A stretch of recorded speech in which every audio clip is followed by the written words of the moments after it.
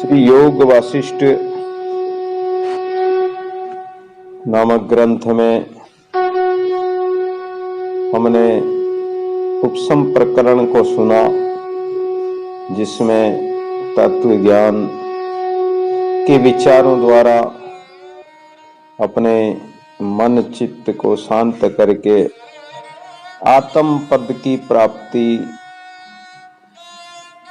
का वर्णन हुआ। आगे निर्वाण प्रकरण पूर्वार्ध प्रारंभ कर रहे हैं। श्री वाल्मीकि जी कहते हैं कि हे भारद्वाज,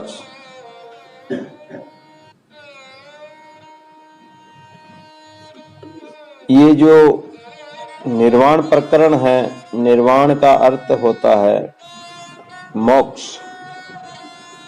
हम संसार में जैसे कोई व्यक्ति शरीर छोड़ देता है तो उसको क्या कहते हैं?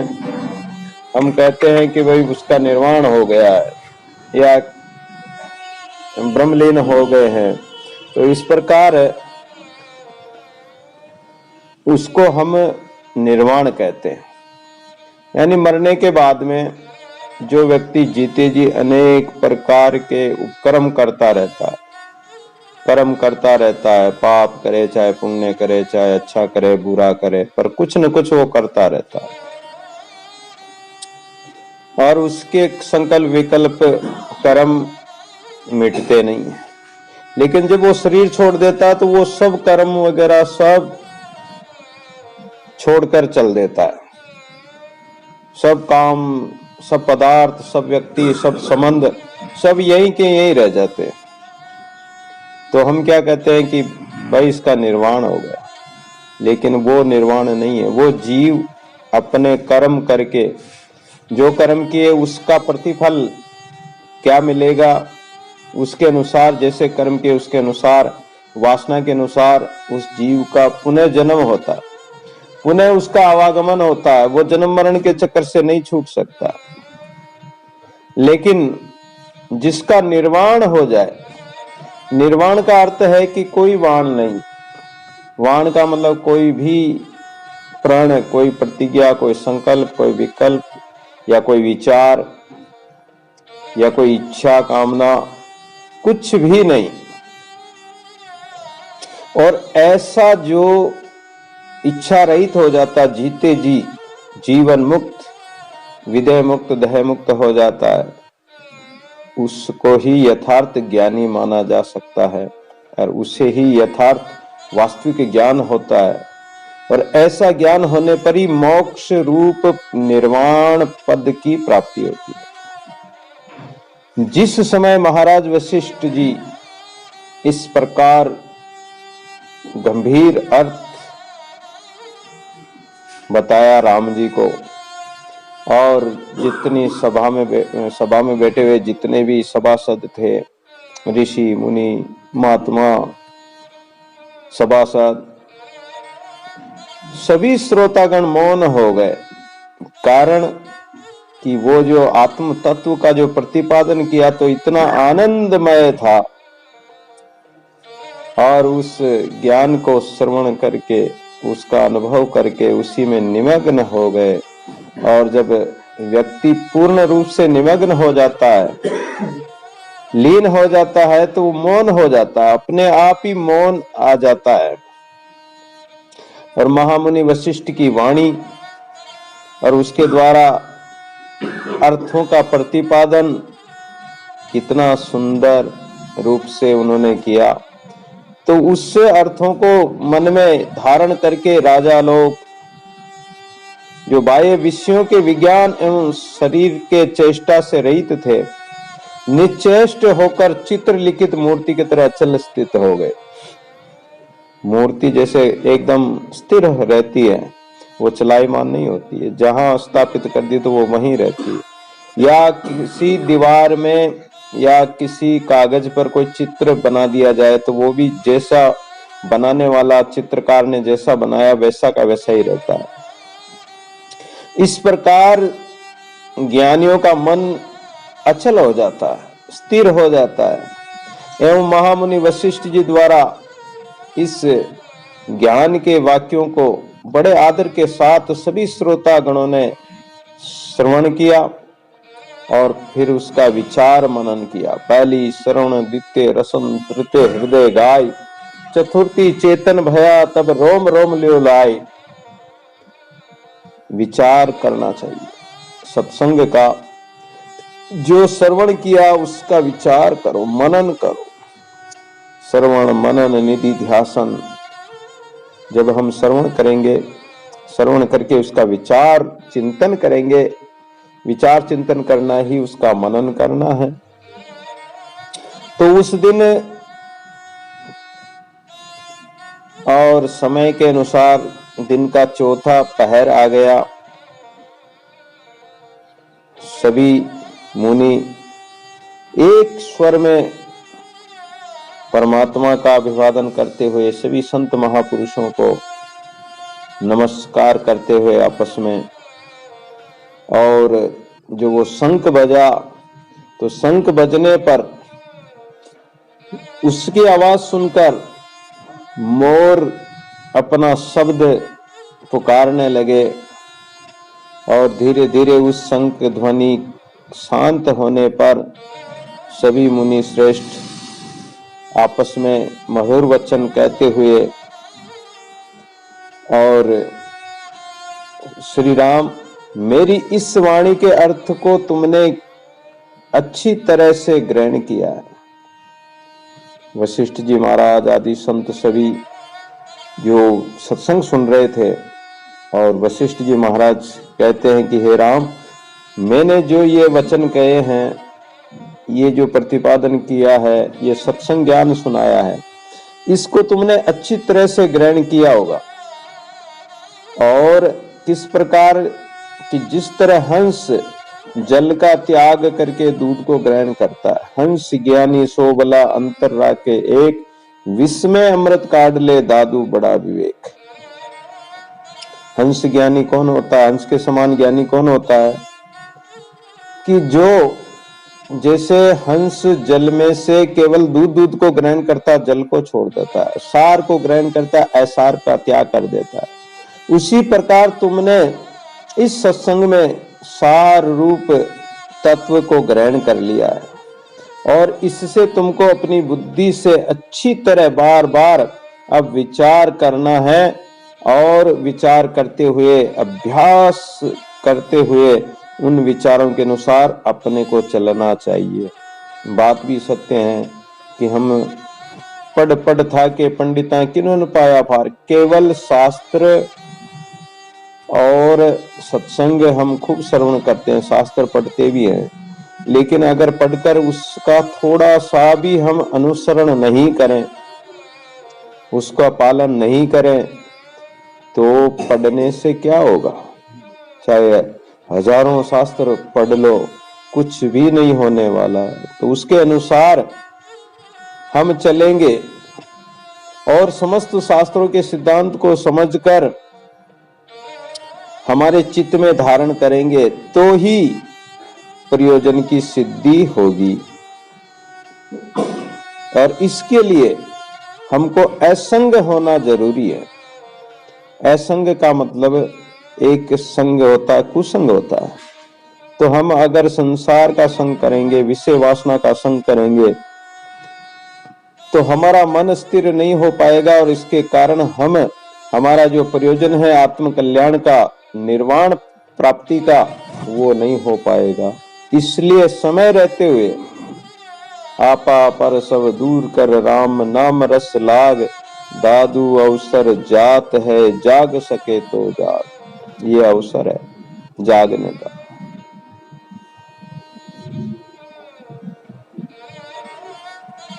सभी सभासद, महाराज दशरथ, श्री राम, लक्ष्मण, अन्य सब राजा, आप सभी आज अपने अपने नित्य कर्मों का अनुष्ठान करें, क्योंकि संध्या काल का समय हो चुका है।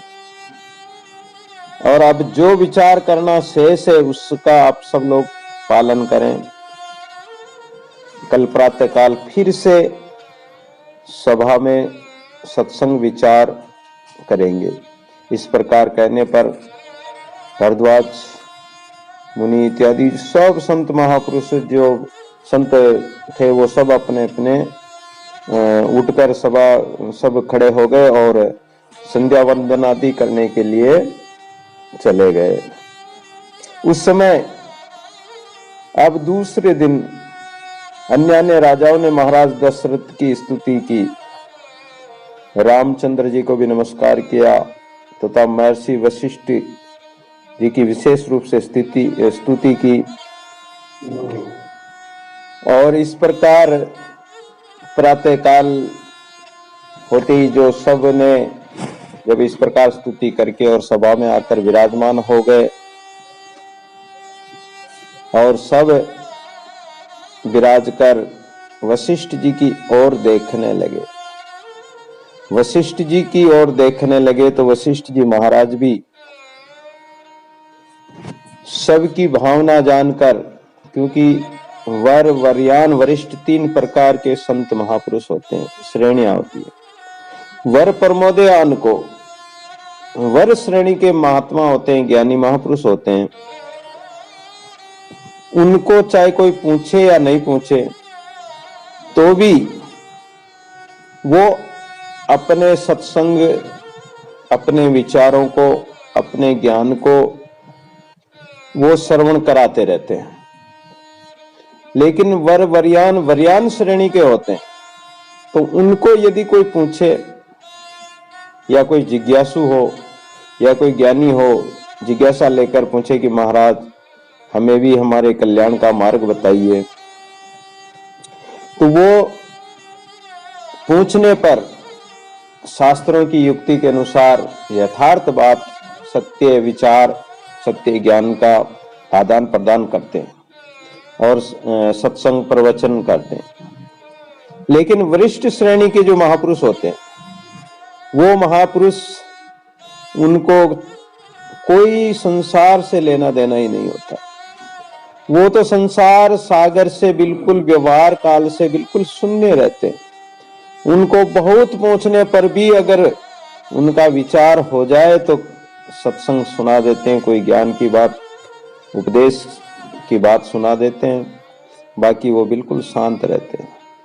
तो वशिष्ठ जी महाराज, विश्वामित्र इत्यादि अनेक महापुरुष ऋषि महर्षि बैठे हुए थे, लेकिन वशिष्ठ जी महाराज समय के अनुसार जो सभा बैठी हुई थी, उन सभा को, उनके भाव को और रामचंद्र जी के जो भाव था उनको भाव को देखकर वशिष्ठ जी महाराज जो पहले प्रकरण चल रहा था उसी प्रकरण से आगे निर्वाण प्रकरण का वर्णन करने लगे और कहने लगे कि हे रघुनंदन श्री राम, मैंने कल आपको जो सुंदर पद्धति से अत्यंत गहन अर्थ वाला और परमार्थ का बोधक वाक्य कहे, उसका क्या तुमने रात्रि में कोई विचार विमर्श किया, चिंतन किया?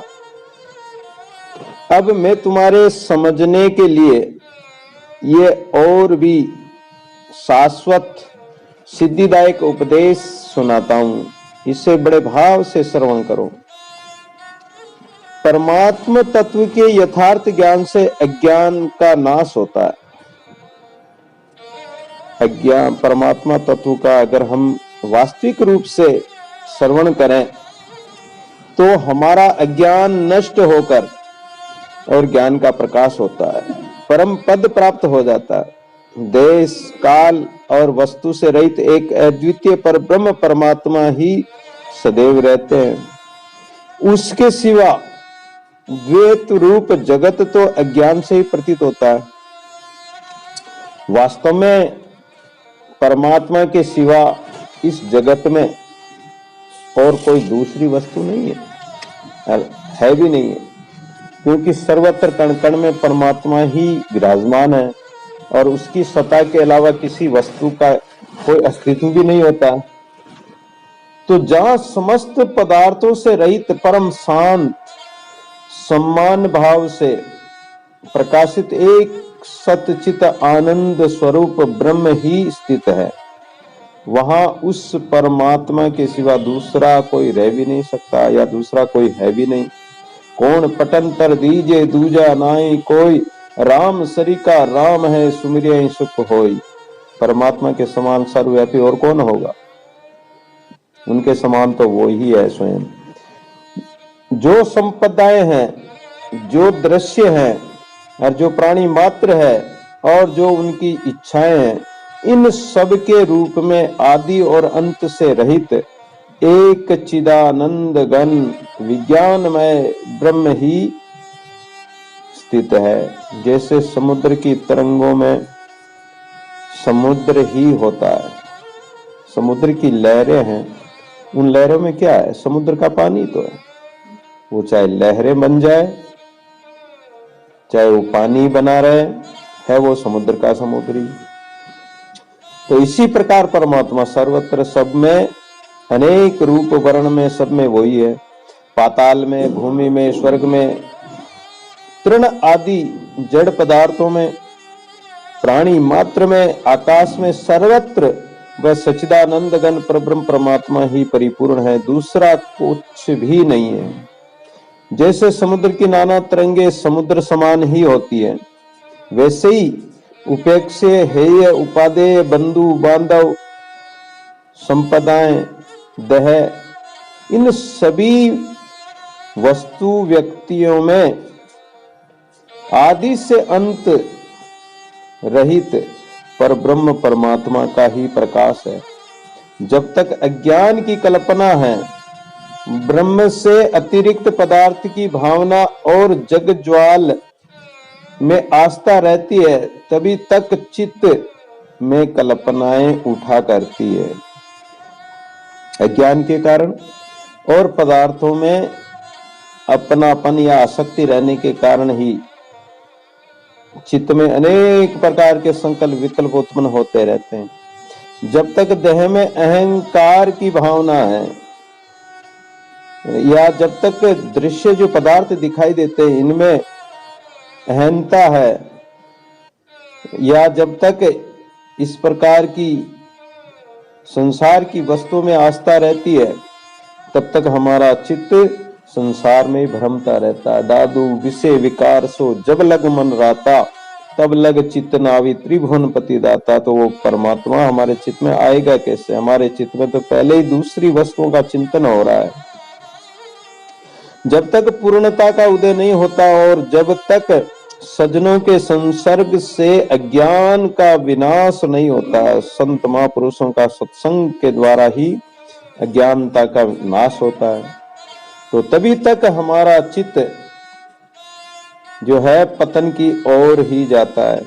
जब तक सच्चिदानंद परमात्मा का यथार्थ अनुभव रूप प्रभाव से ये जगत की वासना शिथिल नहीं हो जाती है, नष्ट नहीं हो जाती है, तब तक चित्त में परमात्मा प्रतीत नहीं होगा।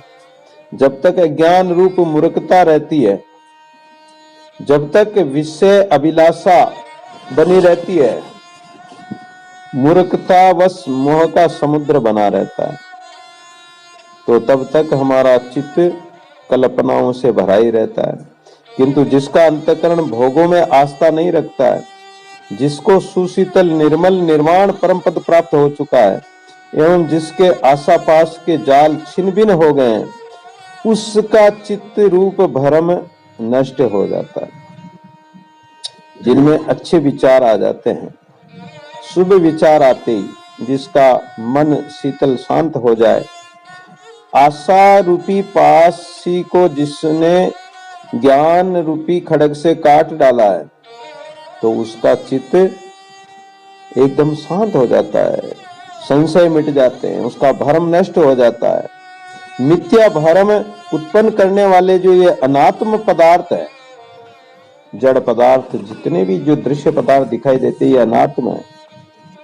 परमात्मा को छोड़कर जो कुछ दिखाई देता वो सब अनात्म है। और ये अनात्म पदार्थ क्या है? विनाशशील है, नष्ट होने वाले हैं। तो इस विनाशशील पदार्थों का परित्याग करके परमार्थ स्वरूप जो सच्चिदानंद घन यानी परमानंद रूप है, उस परमात्मा को ही चिंतन करे और चित्त उन्हीं में लगा रहे। जिस प्रकार अग्नि में सूखा पत्ता या घी की बूंद गिरने पर उन्हें दिखाई नहीं देती है, यानी वो उसी में समाहित हो जाती। उसी प्रकार बूंद समानी समुद्र में जो जीव आत्मा है, ये परमात्मा का चिंतन करते करते जीव ब्रह्म सेवा करे, ब्रह्म बराबर होई, दादू जाने ब्रह्म को ब्रह्म श्री का सोई, उस परमात्मा में लीन हो जाए, उस परमात्मा में मिल जाए। परमात्मा के सगुण निर्गुण स्वरूप का साक्षात्कार किए हुए जो जीवन मुक्त महात्मा है, उनका पवित्र अंतःकरण ही सत्व नाम से कहा गया है। चाहे सगुण परमात्मा की उपासना करे, सगुण साकार जो कृष्ण भगवान है, राम जी है, हनुमान जी है, शिव जी है, इस प्रकार अगर सगुण साकार की भी उपासना करने वाला कोई ज्ञानी हो, जीवन मुक्त महात्मा हो, या निर्गुण निराकार का भजन करने वाला हो, वो जिसका अंतःकरण पवित्र हो गया है, वो सत्व ज्ञानी महापुरुष कहलाता है। और जो समरूप परमात्मा पद में नित्य स्थित है, चित्त रहित तत्वज्ञानी महात्मा है, वे सत्व गुण में स्थित होकर और संसार की उपेक्षा कर देते हैं, संसार का परित्याग कर देते हैं, वो सदैव परमात्मा में स्थित रहते हैं। संयंतेंद्रिय अपनी इंद्रियों को संयमता से रखते हुए परम शांत भाव से उस ब्रह्म रूप ज्योति का सदा ही साक्षात्कार करते रहते हैं। अतः उनमें द्वैत भाव, एक भाव और वासना नहीं हो सकती है, यानी द्वैत भाव नहीं रहता उसमें। द्वैत भाव तो जब रहता है कि अपना पराया मानेंगे, या परमात्मा अलग है हम अलग है, तब द्वैत भाव होगा। या जिसमें वासना होगी या पदार्थों के प्रति जिनकी आसक्ति होगी, वो अलग मानेगा, उनमें कोई वासना है ही नहीं। वासना न को वहां की ऐसी मत्ती सदा जाकी, सुंदर कहत ताको वंदना हमारी है। ऐसे ज्ञानी महापुरुषों की तो हम बारंबार वंदना करते हैं। मैं सर्वात्मक हूं, इस प्रकार की परिपूर्ण आत्म भावना से समस्त त्रिजगत रूपी तृण का सच्चिदानंद रूप अग्नि में हवन करने वाले महामुनि के चित्त आदि भ्रम निवृत्त हो जाते हैं। वो कहते हैं कि मैं तो सर्वात्मक हूं, यानी मैं सर्व आत्मा में स्थित, सर्व रूप में, सब जगह में ही हूं, परमात्मा रूप ब्रह्म रूप मानने वाले इसी प्रकार की भावना रखते हैं। उनका चित्त विशुद्ध रहता है, यानी शुद्ध, उनमें ज्ञान का प्रकाश रहता है, अज्ञान नहीं रहता है। वह फिर मोह रूपी फल उसी प्रकार नहीं उत्पन्न करता है जिस प्रकार दग्ध हुआ बीज नहीं उगता है। भुना हुआ अन्न हो, जिस बीज को हम भून लें या उबाल लें, उसके बाद वो नहीं उगता है। ऐसे ही जिनकी जल गई वासना, जिन महापुरुषों की जो वासना जल गई है, वीर अग्नि में जल गई है, ज्ञान अग्नि में दग्ध हो चुके हैं, उनके अंदर फिर कोई विकार उत्पन्न नहीं होता है। मूढ़ मनुष्यों के भीतर पुनर्जन्म का विदायक वासना युक्त चित्त होता है। जो मूढ़ अज्ञानी प्राणी है, वासना युक्त चित्त होने के कारण वो जो है बीज फिर अंकुरित हो जाता है, वासना फिर प्रकट हो जाती है। माया देके मन खुशी हृदय होई विकास, दादू ये गति जीव की अंतन पूगे आस।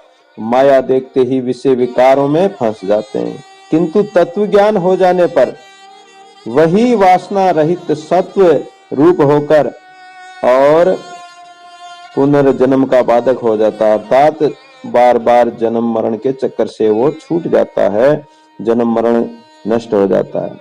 हे राम, तुम प्राप्तव्य वस्तुओं को प्राप्त कर चुके हो। जिस पद को प्राप्त करना था, जिस तत्व को पाना था, वो तुम्हें मिल चुका है। तुम्हें अब कुछ भी प्राप्त नहीं करना। जिसकी वासना जल जाए, जिसका चित्त स्थिर हो जाए और स्थिर होकर अपने आत्म स्वरूप में स्थित हो जाए, तो अब फिर क्या पाना। जब नदी जब तक दौड़ती है, भागती है, अनेक नाम रूप उनका आकार और रूप बनता है, लेकिन वो जब समुद्र में मिल जाती है, समुद्र को प्राप्त कर लिया, अब उसकी दौड़ ही खत्म हो गई, मंजिल को पा लिया, अब कहां जाना। तो तुम्हें अब कुछ भी प्राप्त नहीं करना है। तुम्हारा चित्त शुद्ध है और ज्ञान रूप अग्नि से दग्ध हो चुका है।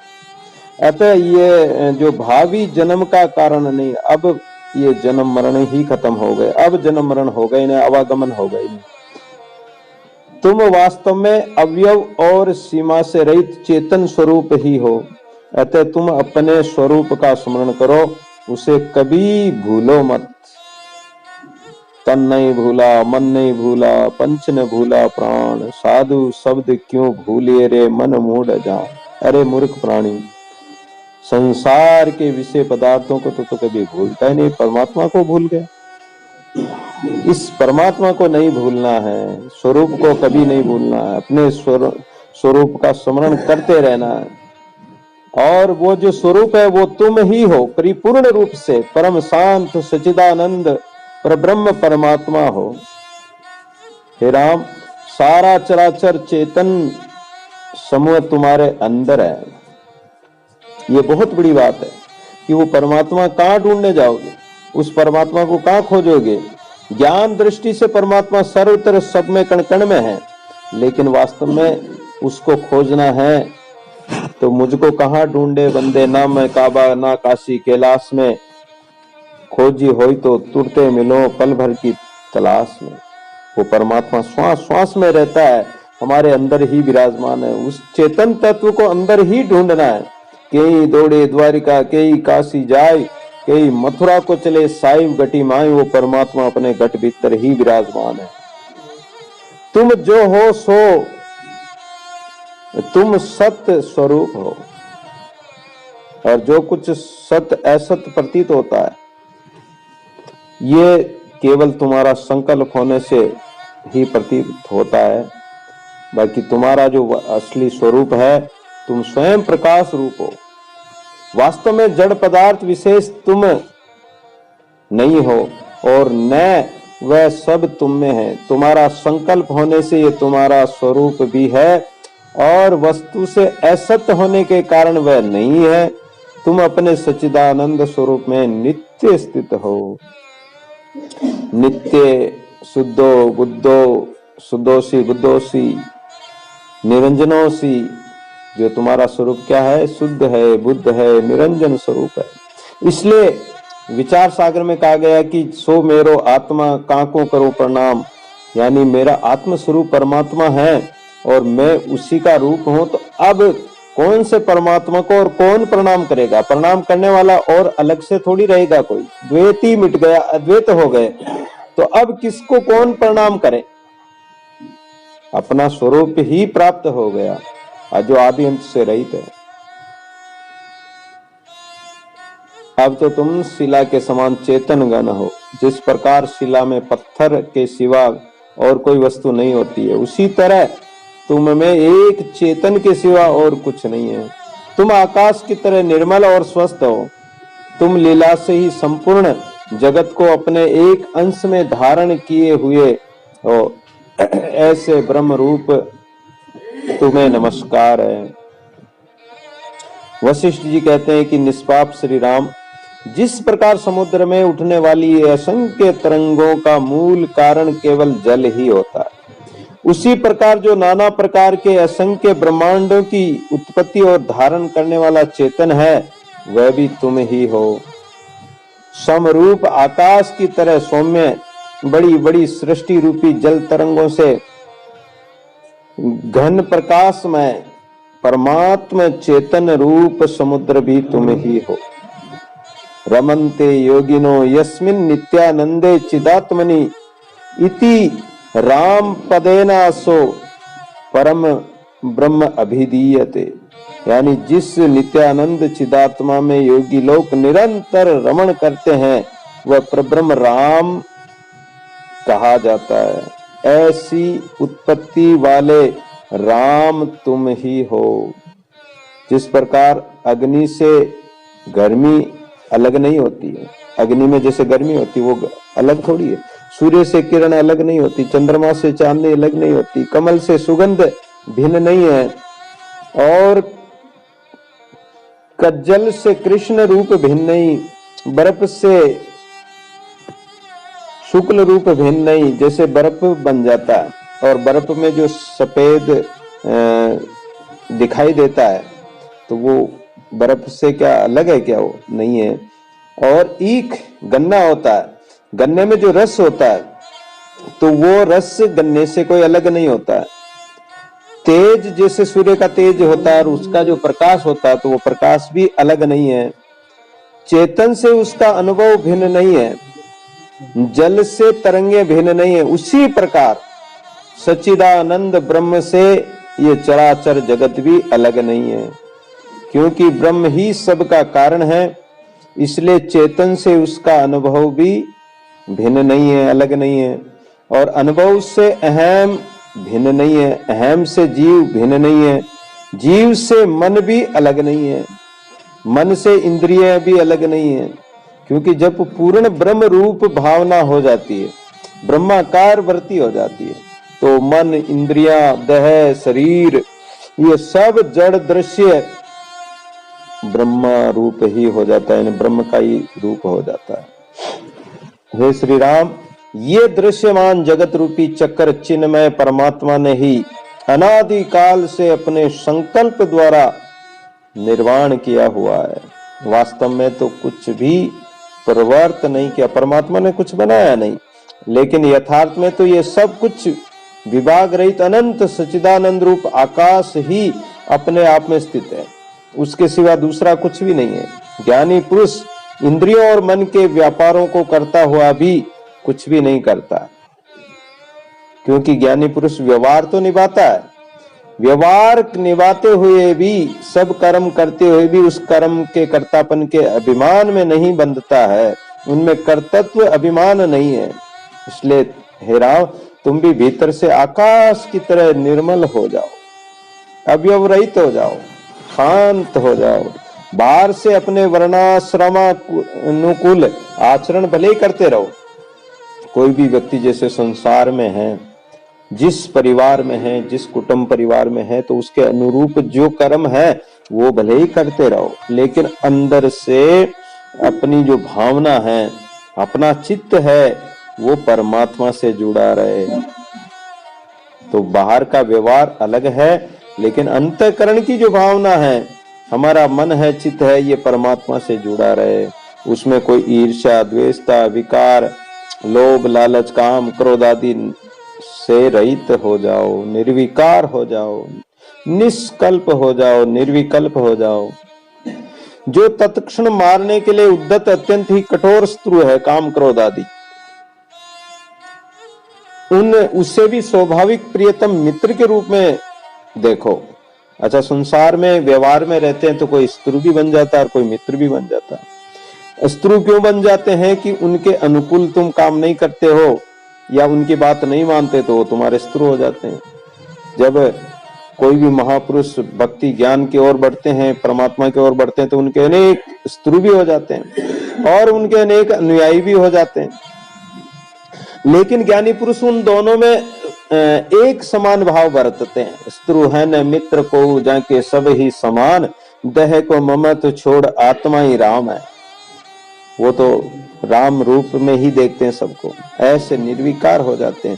शत्रु मित्र का भाव रखते ही नहीं, वो मित्र के रूप में सबको देखते हैं। जिस प्रकार तटवर्ती वृक्ष को नदी वेग से उखाड़ देती है, उसी प्रकार जो महात्मा सौहार्द और ईर्ष्या को वेग से समूल उखाड़ फेंक देते हैं। जिसके अंदर ज्ञान का प्रकाश हो गया है, उनके अनुकूल प्रतिकूल परिस्थितियां या हर शोक आने पर या शत्रु मित्र की स्थिति आने पर वो पहले ही वो काम क्रोध आदि को उखाड़ फेंक देते हैं, तो उनमें कोई विकार आता ही नहीं है।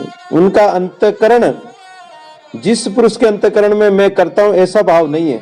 अगर स्वयं कर्ता बन जाते हैं, अहंकार कर लेते हैं कि मैं हूं, तो फिर तो मैं के साथ अनेक दुख आ जाएंगे। मैं करत सबे जग जावे, अज्ञू अंधन चेते रे, ये दुनिया देख दीवानी भूल गए के तेरे, मैं मेरे में भूल रहे रे साजन सोई विसारा, आया हीरा हाथ अमोलक जन्म जुआ जुहारा, लालच लोभे लाग रहे रे जानत मेरी मेरा, आप ही आप विचारत नाई तू का को तेरा, आवत है सब जाता दिसे इनमें तेरा नाई, इनसो लाग जन्म जनिक होवे सो देख सचुमाई, निश्चल सो मन माने मेरा साई सो बनाई, दादू एक तुम्हारा साजन जिन्हें भुरकी लाई। जो मैं आ गया तो वहां अहंकार होते ही, कर्तापन का अभिमान होते ही क्रोध भी आ जाएगा, लोभ भी आ जाएगा, सब प्रकार के विकार आ जाएंगे। लेकिन ज्ञानी पुरुष इन सब को मारकर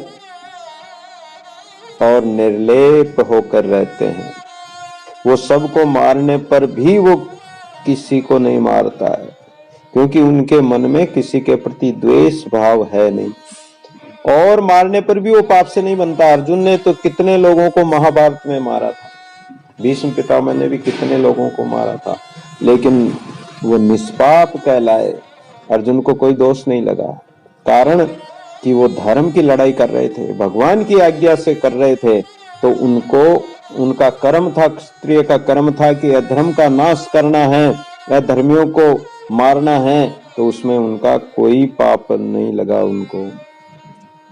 तो हे राम, जिसका त्रिकाल में अस्तित्व नहीं, उसकी व्यवहारिक सत्ता का ज्ञान कराने के लिए माया शब्द का प्रयोग किया गया, और वह माया उसका यथार्थ ज्ञान हो जाने से निसंदेह विनष्ट हो जाती है। माया का कोई अस्तित्व नहीं है, तीन काल में कोई उसका अस्तित्व नहीं है, लेकिन फिर भी माया माया माया। लेकिन जब उत्तम संत महापुरुषों का सत्संग सुनकर और ज्ञान हो जाए तो माया नष्ट हो जाती है। मन बुद्धि अहंकार तथा इंद्रिय आदि सब कुछ जड़ता रहित एकमात्र चिन्मय परमात्मा ही है। फिर जीवात्मा उस परमात्मा से अलग कैसे रह सकता है? अर्थात वह भी परमात्मा का ही स्वरूप है। जब भोग तृष्णा रूपी विश्व का आवेश विनष्ट हो जाता है, परमात्मा का जो स्वरूप ज्ञान होता है या परमात्मा का स्मरण करते हैं, तो ये जो भोग तृष्णा विषय विकार, ये वैराग्य के सामने आ ही नहीं सकते हैं, ये नष्ट हो जाते हैं, इनका नाश हो जाता है, विकार खत्म हो जाते हैं। जैसे गत रात्रि के अंधकार के नष्ट हो जाने पर रतन भी भाग जाती है। जैसे रात्रि में हमें कुछ नहीं दिखता है, लेकिन सूर्य उदय होता तब क्या होता है? तब रात्रि अपने आप भाग जाती है। ऐसे ज्ञान वैराग्य का सूर्य रूप ज्ञान का प्रकाश होता है, तो ये विकार ज्ञान सब नष्ट हो जाते हैं, सब भाग जाते हैं। तृष्णा रूपी महामारी भी दूर हो जाती है। जैसे विस्तृत आकाश में अव्यक्त वायु स्थिर है, वैसे ही भाव अभाव से रहित हुए तुम उस अत्यंत विस्तृत परम पद रूप अपने ब्रह्म स्वरूप में स्थित हो जाओ। जब साधारण मनुष्यों को भी अपने कुल गुरु के वचन लग जाते हैं, तब फिर तुम उदार विशाल बुद्धि वाले को मेरा उपदेश क्यों नहीं लगेगा? क्योंकि संतों के वचन तो ऐसे होते हैं कि शब्द बाण गुरु साधु के दूर दिशंतर जाए, जिन्हीं लागे सोवरे सूते ले जगाए। संत महापुरुषों के वचन तो नेड़े भी लग जाते हैं, दूर भी लग जाते हैं।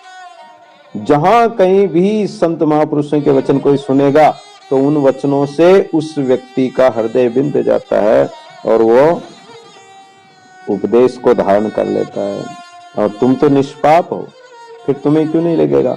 अर्थात तुम्हारा तो शुद्ध बुद्धि हृदय मन है, तो तुम्हें तो अवश्य लगेगा, क्योंकि तुमने अपनी बुद्धि से मेरे वचनों को ग्रहण करने योग्य समझ लिया है।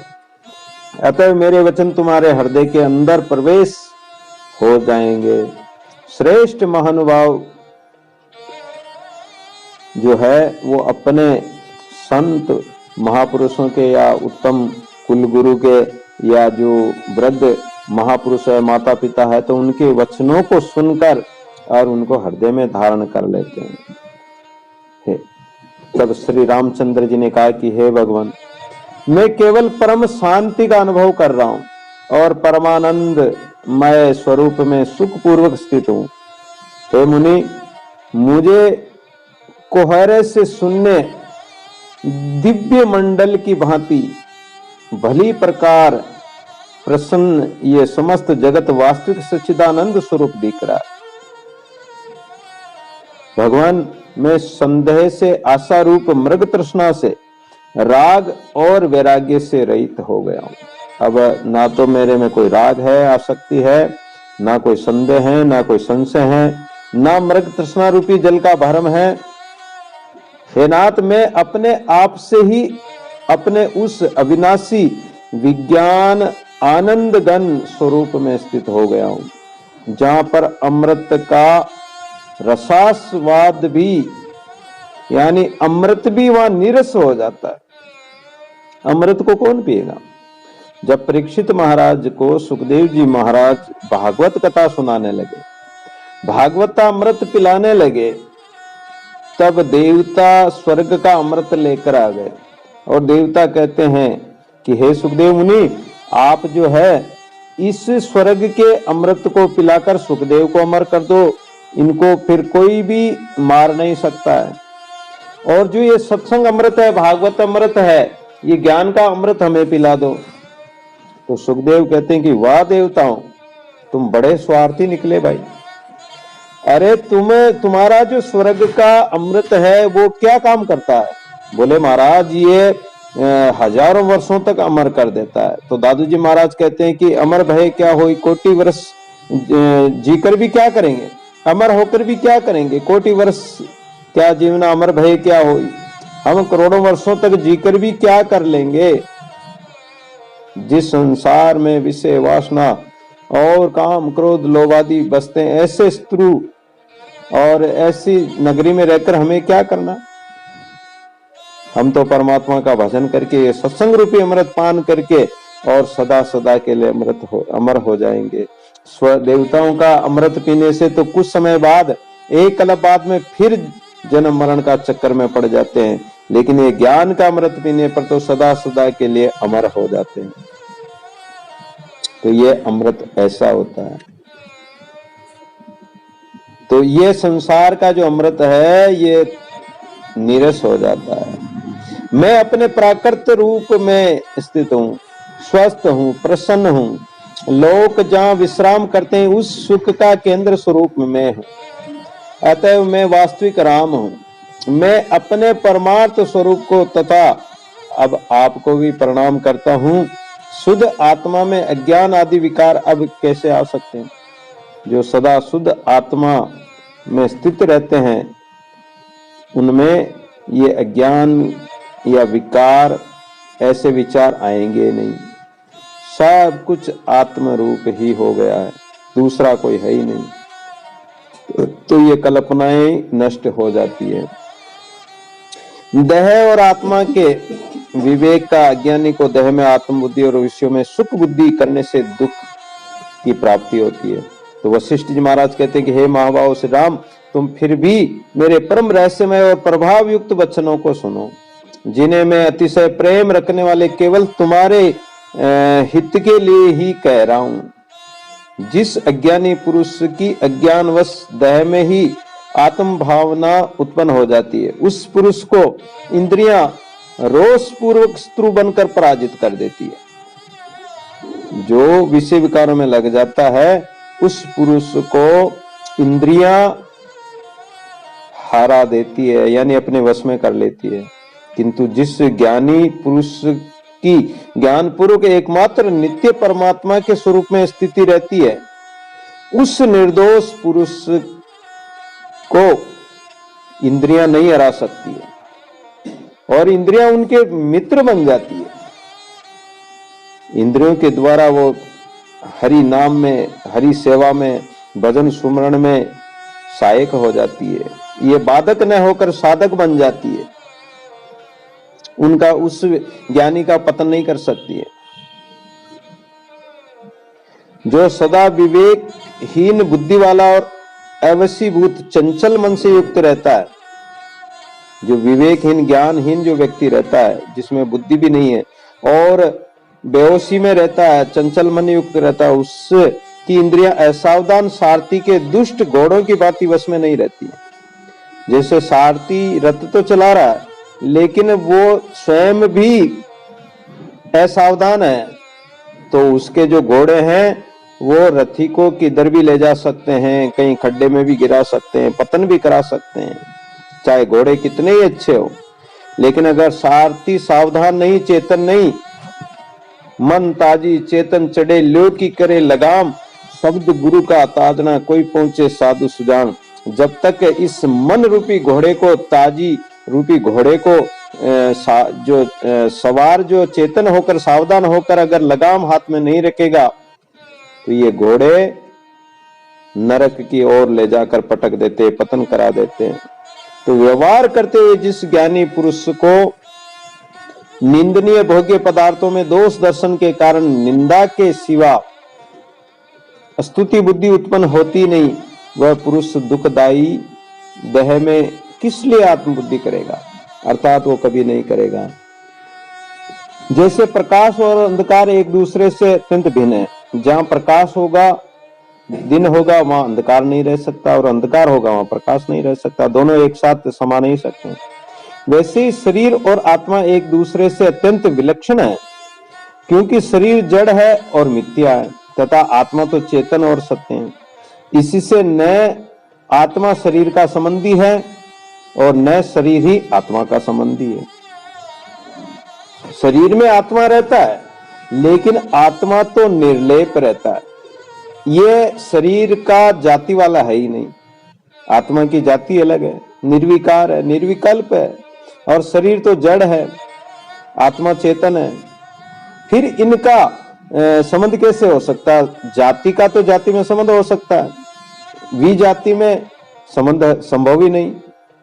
हे भगवान, समस्त भाव विकारों से नित्य मुक्त एवं निर्लिप्त आत्मा न कभी उत्पन्न होता है और न कभी विनाश होता है, वरन वह तो सदा सर्वदा एक रूप से रहता है। पत्थर के समान जड़, ज्ञान रहित तुच्छ कृतघ्न तथा विनाशशील इस शरीर का जो कुछ भी होने वाला हो वह भले ही हो, इससे आत्मा की कोई हानि नहीं है। ये जो जड़ पदार्थ है, पांच तत्व है, ये चाहे नष्ट हो, चाहे रहे, चाहे चले जाए, लेकिन आत्मा का कोई भी हानि नुकसान नहीं होता है, क्योंकि आत्मा तो अवध्य है। शरीर का हाथ पैर चाहे कट जाए, टूट जाए, गल जाए, खराब हो जाए, कोई भी विकार हो जाए, आत्मा में कुछ भी नहीं है। विभिन्न दृष्टियों से देखने पर भी सद्रूप ब्रह्म कभी असद्रूप नहीं हो सकता। इसी प्रकार सर्वव्यापक जीवात्मा का शरीर के साथ तनिक भी संबंध संभव नहीं है। जैसे जल में स्थित कमल पत्र का जल से किंचन मात्र संबंध नहीं होता है। कमल का पत्ता कीचड़ जल से ही उत्पन्न होता है, लेकिन जल से वो स्पर्श नहीं करता, वो अलग ही रहता है। वैसे ही देह में स्थित जीवात्मा का तो देहता के साथ किंचन मात्र भी संबंध नहीं है। परमात्मा का अच्छी प्रकार साक्षात्कार हो जाने पर परमार्थ सत्य रूप परमात्मा में ही स्थिति हो जाती है, और देहात्म बुद्धि रूप अज्ञान प्रयुक्त भ्रम नष्ट हो जाता है। देह का, संसार का भ्रम ही नष्ट हो जाता है। देह और आत्मा के यथार्थ ज्ञान होने पर जो ये शरीर की असत्ता है और आत्मा की सत्ता सिद्ध हो जाती है। आत्मा सदैव रहती है। सभी प्राणियों में अविनाशी चेतन ही रहता है, परंतु जीवात्मा को इस बात का भली प्रकार ज्ञान न होने के कारण उसमें कायरता आ जाती है। ऐसे अज्ञानी जीवों के शरीर से श्वास उसी प्रकार निकलते रहते जैसे लोहार की धोकनी से हवा निकलती रहती है। ये हमारे जो श्वास है ये व्यर्थ निकल जाते हैं। 24 घंटे में हमारे श्वास निकल जाते हैं। 1 मिनट में 12 से 15 श्वास निकल जाते हैं। 21,600 श्वास हमारे 24 घंटे में निकल जाते हैं और हम कुछ नहीं कर पाते। हमारे श्वास व्यर्थ चले जाते हैं, और जिनके श्वास चले गए वो एक ऐसे महंगे मोल का एक श्वास जे जाए जब दे लोग समान सो काए रेत मिला। एक श्वास इतना अमूल्य है कि चाहे 14 लोगों का मूल्य भी चुका दिया जाए तो एक श्वास नहीं मिलने वाला। श्वासा खाली जात है 3 लोक का मोल, अब ज्ञानी महापुरुष तो ढोल बजा बजा कर कह रहे हैं कि ये श्वास खाली जा रहे हैं, श्वास से श्वास संभाल लो परमात्मा को। अतः उनका जीवन व्यर्थ है अगर जिनके श्वास व्यर्थ चले गए। अज्ञान ही आपत्तियों का आश्रय स्थान है, ज्ञानता के कारण ही विपत्तियां आती है। भला बतलाइए तो सही कि कौन सी आपत्तियां अज्ञानी को नहीं प्राप्त होती, कौन सा दुख अज्ञानी को प्राप्त नहीं होता। अनेक दुख और उग्र से उग्र दुख, लोग उन दुखों में पड़े रहते हैं, कोई सुख नहीं है, बार बार जन्मते मरते हैं और अनेक योनियों में भ्रमते हैं। देह, धन, स्त्री, पुत्र, परिवार आदि में आसक्ति रखते हैं, लेकिन उनके पीछे कितने दुख हैं, वो दुख कभी शांत नहीं होते। इस अनात्मभूत जड़ देह में आत्म भाव करने वाले ज्ञानी पुरुष की असत्य बोधमयी माया क्या किसी प्रकार भी नष्ट हो सकती है? अर्थात बिना ज्ञान के वो किसी प्रकार नष्ट नहीं होगी। उस अज्ञानी पुरुष का ही जन्म पुनः पुनः होता है और वो बालपन, यौवन, जवानी, यौवन बार बार अनेक कष्टों को प्राप्त होना, बार बार मरना। अज्ञानी पुरुष ही इस जगत रूपी जीर्ण घटी यंत्र में संसार रूपी रज्जु से बंधा हुआ और कलेश पाता रहता है, दुख पाता रहता है, कभी डूबता और कभी निकलता, जिसे रेंट होती रेंट, और उस अरहट के डिब्बे बंधे रहते हैं। और वो जब अरहट चलती तो एक डिब्बे में पानी भर के आता है और वो खाली होता जाता है, जो जो पानी भर के आता उन डिब्बों में, और वो खाली होता जाता है। इसी प्रकार ये जीव बार बार संसार में आता है, जन्म लेता है और दुख पाता है, और दुख पाते पाते ही दुखों में ही ये मर जाता है। जिस प्रकार पक्षियां पिंजर से बाहर निकल नहीं पाती, इस वैसे ही उदर भरण में अति आसक्ति रूपी बंधन से बंधे हुए ज्ञान दृष्टि से हीन अज्ञानी पुरुष की जो बुद्धि है, वो इस अपार संसार समुद्र से पार नहीं जा सकती। विषयों की जो केवल ऊपर ऊपर से दिखाई पड़ने वाली मधुरता है, संसार के विषयों में क्या है? ये ऊपर ऊपर की सुंदरता है, ऊपर ऊपर की मिठाई। मिठाई बहुत अच्छी लगती है, लेकिन मिठाई खाने से कितने भयानक परिणाम होते हैं, जिनके शुगर का रोग हो जाता है और शरीर कुछ काम का नहीं रहता है। तो ऐसी मिठाई खाने से, ऐसी संसार की सुंदरता में आसक्ति करने से अनर्थ रूप ही प्राप्त होगा। तो परिणाम में अनर्थ, आदंतवंत, देशतः परिच्छिन्नता, अर्थात समस्त अवस्था में उनको दुख ही प्राप्त होगा। और ये समस्त पदार्थ नष्ट होने वाले हैं, नश्वर हैं, नाशवान हैं, लेकिन इनमें अज्ञानी पुरुष ही ऐसे अज्ञान रूपी वृक्ष के ऐसे फल लगते हैं जो कभी अमर नहीं हो सकते हैं, कभी स्थिर नहीं रह सकते हैं, कभी शांत नहीं हो सकते हैं, दुख देने वाले ही होते हैं। दुख दरिया संसार है, सुखा सागर राम, सुख सागर चली जाइए दादू तज बेकाम। इसलिए संत महापुरुष दादू जी महाराज कहते हैं कि ये संसार दुख का सागर है, यह दुख का दरिया है, और इस दरिया को पार करना बड़ा भारी हो जाएगा, क्योंकि तुम्हारे पास न तो नाम रूपी नौका है, न तुम्हारे पास ज्ञान वैराग्य रूपी पंख है। फिर तुम कैसे उड़ के जाओगे? पक्षी तो उड़ के चला जाएगा, जिसके पास पंख है, ज्ञान वैराग्य के पंख है, तो वो तो उड़ के चला जाएगा। या जिसके पास राम नाम का स्मरण रूपी नौका है, तो नौका से तो पार हो सकता है। लेकिन ये भवसागर में ऐसी ऐसी काम क्रोध आदि की लहरें, विषय विकारों की तूफान की लहरें ऐसी उठती है कि इसमें छोटी मोटी नौकाएं भवसागर में ही, मझधार में ही डूब जाती है, भंवर जाल में फंस जाती है, और वो जीव पार नहीं पा सकता है, बीच में ही डूब जाता है। भवसागर में डूबता सतगुरु काटे आई। तो इस भवसागर में डूबने से संत महापुरुष सत्संग और उनके विवेक रूपी वचन, ज्ञानमय वचन से ही हमारे हृदय में प्रकाश होगा। राम नाम रूपी नौका में और चढ़ाकर सदगुरु हमें पार कर देते। राम नाम की जो नौका है उस पर चढ़ाकर और भाव सागर से पार कर देते हैं। तो सदगुरु की महिमा अनंत अपार है, सत्संग की महिमा अपार है और ज्ञान की महिमा अपार है। और जिनमें ज्ञान का प्रकाश हो गया तो वह अवश्य ही कल्याण को प्राप्त होते हैं। सत्य राम साक्षी सर्वाधार, अजय अविनाशी अपरंपार।